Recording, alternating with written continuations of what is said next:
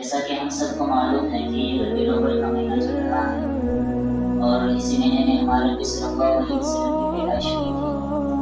میں مناسب سمجھتا ہوں کہ آپ صلی اللہ علیہ وسلم کی زندگی کے احوال اس مہینے میں آپ لوگوں کے سامنے بتاؤں اور آپ صلی اللہ علیہ وسلم کے سیرت کے چند پہلوؤں کو آپ کے سامنے رکھوں تاکہ ہمیں یہ سمجھنا آسان ہو کہ ہمیں اپنی زندگی کس طرح گزارنی ہے، کیونکہ صرف ہمارے نبی صلی اللہ علیہ وسلم کی وہ ذات اقدس ہے جو ہمارے لیے رول ماڈل ہے، آئیڈیل اور رہنما ہے، جس پہ ہم چلیں گے تو ہمیں دنیا میں بھی کامیابی ملے گی، سرخروئی ملے گی، اور آخرت کی جو لازوال زندگی ہے، کبھی ختم نہ ہونے والی زندگی ہے، وہاں کی زندگی میں اللہ رب العزت ہمیں کامیاب اور کامران کریں گے۔ آپ صلی اللہ علیہ وسلم کی جب پیدائش ہوئی تھی اس سے پہلے کے حالات بھی ہمیں پتہ ہے کہ اس سے پہلے یا اس وقت پورے دنیا کے اندر شرک اور کفر بھری پڑی تھی۔ آپ صلی اللہ علیہ وسلم کے پیدائش کے وقت بھی خانہ کعبہ کے اندر جس کا ہم طواف کرتے ہیں، جس کے طرف ہم رخ کر کے نماز پڑھتے ہیں، اگر خانہ کعبہ کی طرف اپنا رخ نہ کرے تو ہماری نماز ہی نہیں ہوگی۔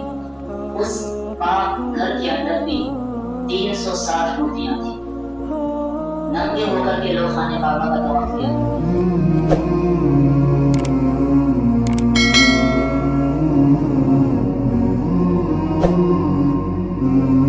محترم بزرگوں اور دینی بھائیوں، جیسا کہ ہم سب کو معلوم ہے کہ یہ ربیع الاول کا مہینہ چل رہا ہے اور اسی مہینے میں ہمارے نبی صلی اللہ علیہ وسلم کی پیدائش ہوئی تھی، اور اسی کے حوالے سے میں نے پچھلے جمعے بھی چند باتیں کی تھی۔ میں مناسب سمجھتا ہوں کہ آپ صلی اللہ علیہ وسلم کے زندگی کے احوال اس مہینے میں آپ لوگوں کے سامنے بتاؤں اور آپ صلی اللہ علیہ وسلم کے سیرت کے چند پہلوؤں کو آپ کے سامنے رکھوں تاکہ ہمیں یہ سمجھنا آسان ہو کہ ہمیں اپنی زندگی کس طرح گزارنی ہے،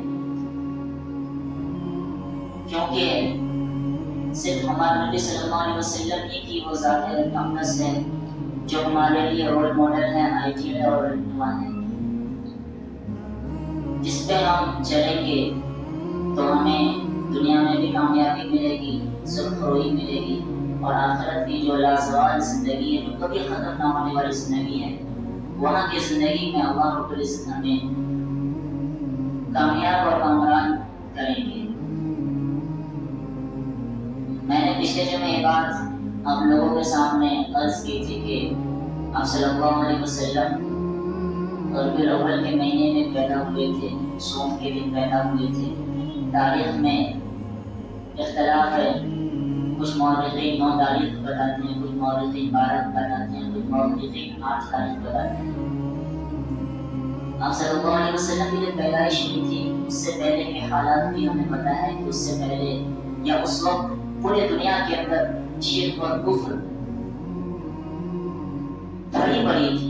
آپ صلی اللہ علیہ وسلم کے پیدائش کے وقت بھی خانہ کعبہ کے اندر جس کا ہم طواف کرتے ہیں، جس کے طرف ہم رخ کر کے نماز پڑھتے ہیں، اگر ہم خانہ کعبہ کی طرف اپنا رخ نہ کرے تو ہماری نماز ہی نہیں ہوگی۔ اس پاک گھر کے اندر بھی 360 مورتیاں تھیں، ننگے ہو کر کے لوگ خانہ کعبہ کا طواف کیا کرتے تھے۔ عجیب و غریب طرح کی برائیاں لوگوں میں تھی۔ مشہور بات ہے، ہم سب کو پتہ ہے کہ لڑکیوں کی کوئی عزت نہیں تھی، بچوں کو پیدا ہوتے ہی زندہ دفنا کیا جاتا تھا۔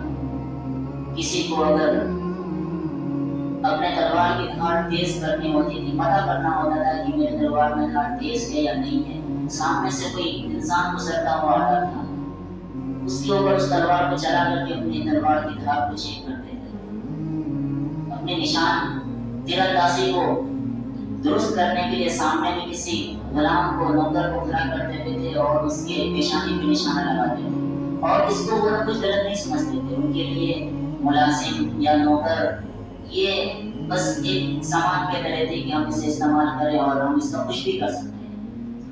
ایسے ماحول میں آپ صلی اللہ علیہ وسلم پیدا ہوئے، اور پھر ہم آپ صلی اللہ علیہ وسلم کی بچپن کو دیکھیں کہ کس طرح سے تکالیف کے ساتھ صلی اللہ علیہ وسلم کا بچپن گزرا۔ ابھی پیدا بھی نہیں ہوئے تھے کہ پیدا ہونے سے 6 ماہ قبل آپ کے والد کا انتقال ہو چکا تھا۔ پیدا ہونے سے 6 ماہ پہلے ہی آپ صلی اللہ علیہ وسلم کے والد کا انتقال ہو چکا تھا. آپ صلی اللہ علیہ وسلم کے والد کا نام حضرت عبداللہ ہے، یعنی کہ پیدائشی یتیم تھے. پھر جب آپ صلی اللہ علیہ وسلم پیدا ہوئے تو اس وقت سعودی عرب میں خصوصی طور پہ مکہ میں طاعون پھیلا ہوا تھا، ایک بیماری تھی. اور اس وقت کا ایک رواج تھا، ایک کلچر تھا کہ دائیاں ہوا کرتی تھی، وہ دودھ پلایا کرتی تھی، دوسرے گاؤں سے آتی تھی اور وہ آ کر کے بچوں کو لے کر کے اپنے وہاں لے کے چلے جاتی تھی اور وہیں پہ پرورش کرتی تھی. بہت ساری دائیاں آئیں اور انہوں نے امیر ترین بچوں کو لے لیا. آپ صلی اللہ علیہ وسلم کو کسی نے پوچھا نہیں، سب کو یہ لگا کہ یہ تو یتیم ہے، اس کا باپ بھی نہیں، اگر ہم اسے لے جائیں گے تو ہمیں اس کا کیا فائدہ ملے گا. اور ہم نے حضرت دائی حلیمہ کا ذکر سنا ہوگا. اخیر میں وہ بچی تھی، وہ آئی اور انہوں نے اس وقت مجبوراً، کیونکہ انہیں بھی نہیں پتا تھا کہ یہ یتیم ہوتی ہے، یہ کیا ہے، اس کی کیا قیمت ہے. جب سارے بچے جا چکے تھے اور یہ آخر میں آگے پہنچی تھی تو یہ مجبوراً آپ صلی اللہ علیہ وسلم کو لے کر کے چلی. روایتوں میں آتا ہے کہ وہ جس وقت مکہ آ رہی تھی تو ایک کچھر میں بیٹھ کے آ رہی تھی. وہ بہت کمزور تھا، چلا نہیں جا رہا تھا. وہ سب سے آخر میں آگے پہنچی اور جیسے آپ صلی اللہ علیہ وسلم کو انہوں نے گود لیا اور لے کر کے پھر وہ اپنے گھر کی طرف واپس ہوئی تو وہ کچھر کی رفتار بہت تیز ہو گئی. لوگ دوسرے ان کے قافلے کے جو دوسرے لوگ تھے وہ حیران ہو گئے کہ یہ وہی کمزور سا کچھر ہے یا یہ کیا ہے. خیر جب وہ اپنے گھر پہ پہنچی تو رحمتوں کا نزول ان کے گھروں پہ ہونے لگا. ہر طرح کی برکتیں ان کے گھر پہ آنے لگی. یہاں تک کہ جو بکریاں ان کی بیٹی چرانے جایا کرتی تھی، بکریوں کا جو پہلے بہت کم دودھ ہوا کرتا تھا وہ بھی کئی گنا زیادہ دودھ دینے لگی تھی. دوسرے لوگ تانے دیتے تھے اپنے گھر کے بچوں کو، نوکروں کو کہ تم کدھر بکریاں چرانے جاتے ہو کہ تمہاری بکریوں میں اتنا دودھ نہیں ہوتا ہے، اور دیکھو فلاں کو کہ وہ تھوڑی ہی دیر میں جاتی ہے اور ان کی بکریاں سیر ہو کر کے کھا بھی لیتی ہے اور دودھ بھی بہت زیادہ ہوتا ہے. انہیں نہیں پتا تھا کہ یہ برکت کا اصل سورس کہاں سے. انہیں نہیں معلوم تھا کہ اس برکت کے پیچھے کیا وجہ ہے کہ ایک رحمت کو انہوں نے اپنے گھر میں پال رکھا ہے. آپ صلی اللہ علیہ وسلم کے زندگی کو ہم دیکھیں کہ آپ ابھی دودھ پی رہے ہیں. دودھ پیتا بچہ کے اندر کتنا عقل ہوتا ہے، اس کو تو کوئی سمجھ نہیں ہوتی. لیکن نبی پیدائشی نبی ہوتا ہے، اسے ساری چیزیں معلوم ہوتی ہے. حضور صلی اللہ علیہ وسلم حضرت حلیمہ کا دودھ پیتے تھے، لیکن آپ نے کبھی بھی ایک طرف کا دودھ کے علاوہ دوسری طرف منہ نہیں لگایا، کیونکہ حضرت حلیمہ کا ایک اور اپنا سگا بیٹا تھا. فطرتاً آپ صلی اللہ علیہ وسلم کو بچپن سے یہ بات معلوم تھی کہ کبھی کسی کا حق نہیں مارنا. حضرت حلیمہ خود کہتی ہے کہ میں کبھی محبت میں آ کر کے دوسرے طرف کا دودھ پلانے کی کوشش کرتی تھی، لیکن اس نے کبھی دوسرے طرف کا دودھ کو منہ نہیں لگایا. تو ہم سوچیں کہ اس سے یہ امت کو سبق ہے کہ ہم اپنا حق کے علاوہ کبھی کسی کا ایک روپیہ بھی ہم نہ لیں. یہ آپ صلی اللہ علیہ وسلم کے اس عمل سے یہ ہمیں سبق ملتا ہے. پھر آپ صلی اللہ علیہ وسلم تھوڑے سے بڑے ہوئے، 3-4 سال 2 سال کی عمر آپ صلی اللہ علیہ وسلم کی ہوئی تو پھر آپ صلی اللہ علیہ وسلم کو دوبارہ سے مکہ لایا گیا اور انہوں نے حضرت حلیمہ نے واپس سے آپ کو ان کے والدہ کے سپورٹ کیا. لیکن اس وقت بھی وہ بیماری تھوڑی بہت وہاں تھی اور وہ پہلے رحمتوں کا لطف اٹھا چکی تھی تو انہیں پھر سے بہانہ مل گیا، وہ واپس سے لے کر کے واپس آ گئی. 2 سال اور بھی اپنے پاس رکھی. 4 سال کی عمر آپ صلی اللہ علیہ وسلم کی ہوئی. ایک ایسا واقعہ اس وقت پیش آیا جو کہ ان سب کو ڈرا دیا. آپ صلی اللہ علیہ وسلم 4 سال کی عمر کے ہوئے تھے. اپنی بہنوں کے ساتھ، یعنی کہ جو رضائی بہنیں تھیں، جو دوسری بہنیں تھیں، ان کے ساتھ آپ بھی بکریاں چرانے جاتے تھے. تو حضرت حلیمہ کی جو بیٹی تھی انہوں نے دیکھا کہ 2 سفید لباس والے ان کے پاس آئے اور ان کو لے کر کے چلے گئے. تھوڑی دور لے گئے، ان کو لٹایا، ان کے سینے کو چاک کیا اور سینے سے دل کو نکالا اور اسے پانی سے دھو کر کے پھر واپس سے رکھ دیا. جو کہ ان کی بہن بھی چھوٹی تھی، وہ یہ ساری چیزوں کو دیکھ کر کے بہت زیادہ ڈر گئی. انہیں نہیں معلوم تھا کہ وہ فرشتے تھے کیا تھے. واپس سے سارا واقعہ اپنے گھر پہ بتایا تو حضرت حلیمہ کو بھی گھبراہٹ ہوئی کہ پتہ نہیں کیا ہے. تو پھر واپس سے انہوں نے آپ صلی اللہ علیہ وسلم کو ان کے والدہ کو سپورٹ کر دیا. 2 سال آپ صلی اللہ علیہ وسلم اپنی والدہ کے ساتھ رہے. 6 سال کی عمر میں آپ کی والدہ کا بھی انتقال ہو گیا. ابھی پیدا بھی نہیں ہوئے تھے کہ والد صاحب کا انتقال ہو گیا تھا. 6 سال کی ابھی عمر ہوئی ہے, ان کے والدہ کا انتقال ہو گیا.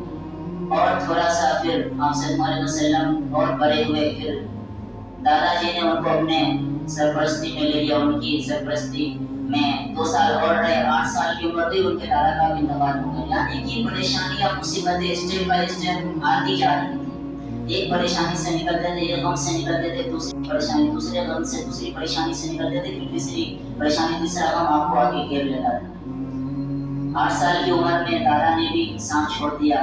پھر آپ کے حقیقی چچا تھے خواجہ ابو طالب, پھر انہوں نے اپنے سرپرستی میں آپ صلی اللہ علیہ وسلم کو لیا. آپ کی تربیت کرتے.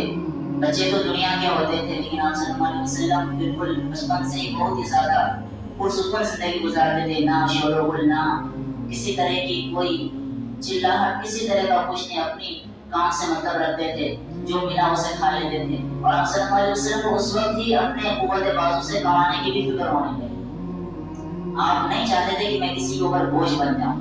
انہیں پتا تھا کہ میں اپنے چاچا کے گھر رہ رہا ہوں, تو پھر وہ بھی بکریاں چرانے جاتے تھے. اور جب تھوڑا سا اور عمر ہوا تو چونکہ مکہ کے لوگ تجارت کرتے تھے, تاجر ہوا کرتے تھے, تو آپ صلی اللہ علیہ وسلم نے اپنے چچا سے درخواست کی کہ آپ ہمیں بھی تجارت کے لیے لے کے چلے ساتھ میں بھی سیکھوں گا کیسے تجارت کی جاتی ہے.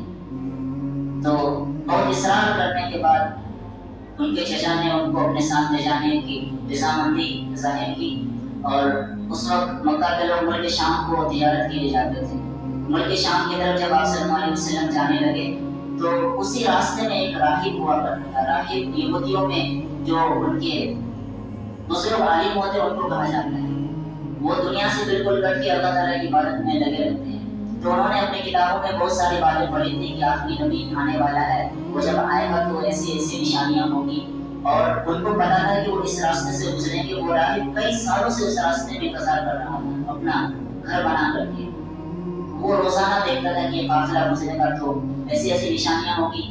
پھر آخر ایک وہ دن آ گیا, وہ راہب وہ سارے آثار لکھنے لگے کہ ایک قافلہ یہاں سے گزر رہا ہے, جن کو دونوں طرف سے درختیں جن کے سامنے جھکی جا رہی ہے اور بادل ان کو سایہ کرتے ہوئے جا رہی ہے. تو اس سے پکا یقین ہو گیا کہ کسی قافلے کے اندر وہ آخری نبی ہوگا. انہوں نے پورے قافلے والوں کو دعوت کی اور کہا کہ آپ سب ہمارے دعوت میں آئیں. خواجہ ابو طالب نے, چونکہ آپ صلی اللہ علیہ وسلم کی عمر چھوٹی تھی, تو ان کو کہا کہ ہمیں دعوت ہوئی ہے, آپ ان سامانوں کی حفاظت کریں, ہم وہاں سے واپس آئیں گے, آپ کے لیے کھانا بھی لے کر کے آئیں گے. ان سب کو نہیں معلوم تھا کہ یہ دعوت بھی اس نبی ہی کے صدقے میں ہمیں ملی ہے. تو جب اس راہب کے پاس سارے لوگ پہنچے تو اس راہب کو تو اس بچے کی کھوج تھی. انہوں نے کہا کہ وہ بچہ کہاں ہے؟ تو خواجہ ابو طالب نے کہا کہ ہم نے تو اسے سامانوں کی حفاظت کے لیے چھوڑا ہے. تو اس راہب نے کہا کہ آپ لوگوں میں کوئی ایسی خاصیت نہیں کہ میں آپ کو دعوت دوں, اصل تو میں نے اس بچے کی وجہ سے آپ کو دعوت کی, آپ اس بچے کو لے کر کے آئے. پھر آپ صلی اللہ علیہ وسلم کو لایا گیا تو انہوں نے دیکھا اور پھر ان کے چچا کو بتایا کہ یہ آخری نبی ہے. اس کے وہ سارے اوصاف جو ہماری کتابوں میں تورات اور زبور میں لکھی ہوئی ہے, انجیل میں, یہ ساری چیزیں ان پہ کیوں جا رہی ہے, اور آپ اسے ملک شام لے جائیں گے, ہو سکتا ہے کہ وہاں کے عیسائی ان کو قتل کر دیں, آپ انہیں واپس لے کے جائیں. تو بعض روایتوں میں آتا ہے کہ آپ صلی اللہ علیہ وسلم کو وہیں سے واپس کر دیا گیا, اور بہت ساری روایتوں میں آتا ہے کہ آپ صلی اللہ علیہ وسلم وہاں گئے. خیر واقعہ تو بہت لمبا ہے, یہ پھر انشاءاللہ وقت رہا اور زندگی رہی تو اس سے آگے کی باتوں کو انشاءاللہ میں آئندہ جمعہ بتاؤں گا. کہنے کا خلاصہ یہ ہے کہ ہم آپ صلی اللہ علیہ وسلم کی زندگی کو اور آپ کی سیرت کو جو ہم سن رہے ہیں, پڑھ رہے ہیں, اسے ہم عمل کی نیت سے سنیں اور عمل کی نیت سے سن کے اس پہ عمل کرنے کی کوشش کریں. ابھی ہم نے جو باتیں سنی کہ آپ صلی اللہ علیہ وسلم جب پیدا ہوئے تھے, ابھی چند عرصہ ہی گزرا تھا, کہ فطرتاً آپ کے اندر یہ عادت تھی کہ آپ دودھ تک بھی پینا گوارا نہیں کر رہے تھے کہ ہم دوسری طرف کا دودھ نہیں پیں گے, کیونکہ یہ میرے دوسرے بھائی کا حصہ ہے. اس سے ہمیں سبق لینا چاہیے کہ ہم بھی جو ہے کہ لوگوں کے حق کو دینے والے بنے, اپنے بھائیوں کے حق کو ادا کرنے والے بنے, اپنے پڑوسیوں کے حق کو ادا کرنے والے بنے, اور جو بھی مشکلات اور جو بھی تکالیف ہے اس کو صبر کریں اور استقامت کے ساتھ اس اپنے زندگی میں آگے بڑھتے رہیں. اللہ رب العزت سے دعا ہے کہ اللہ رب العزت نبی صلی اللہ علیہ وسلم کے تمام سنتوں پہ ہمارا عمل کرنے کی توفیق عطا فرمائے. وآخر دعوانا الحمدللہ رب العالمین. جن کی سنتیں باقی ہیں سنت